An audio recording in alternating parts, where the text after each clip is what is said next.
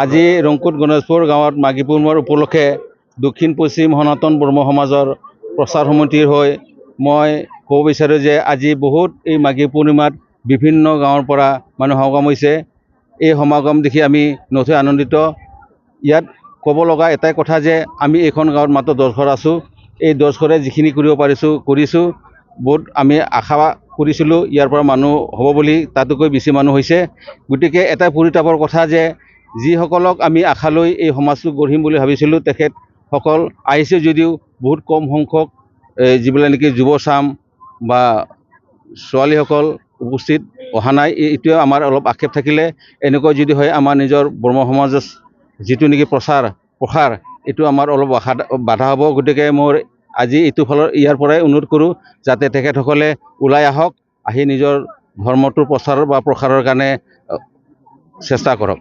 কাৰ্যসূচী অনুসৰি 31 জানুৱাৰী 1-2 ফেব্ৰুৱাৰীৰ মতে পুৱা 31 তাৰিখে সন্ধিয়া মাংগলিক যজ্ঞ আমি আৰম্ভ কৰিছিলোঁ।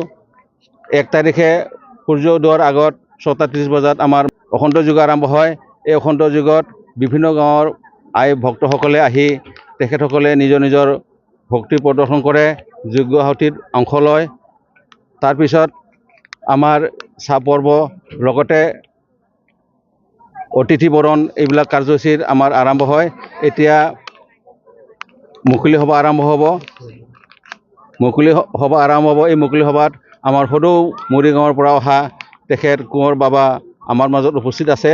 তেখেতৰ ভাষণ শুনিবলৈ বিভিন্ন গাঁৱৰ পৰা অহা দূৰ দূৰণিৰ পৰা অহা ভক্ত বাবাসকলে ৰৈ আছে তেখেতৰ ভাষণ শুনিবলৈ কাৰণে। ইয়াত আকৌ এটা মই ক'ব বিচাৰিছোঁ, যিবিলাক নেকি শিক্ষিত মানুহ, বিশেষকৈ মাষ্টৰসকল তেনেকৈ ধৰণৰ শিক্ষিতসকলে ওলাই আহিছে যদিও বহুত কম উপলক্ষত দেখিবলৈ পাইছোঁ। গতিকে মোৰ অনুৰোধ এটাই যে নিজৰ ধৰ্মৰ প্ৰচাৰ বা প্ৰসাৰৰ কাৰণে তেখেতসকলে আগভাগ ল'ব লাগে। আচাৰ্যসকলৰ কাম তেখেতসকলৰ কাম কৰি আছে। গতিকে তেখেতসকলক সহায় কৰিবৰ কাৰণে আমাৰ ৰাইজে আগভাগ ল'ব লাগে।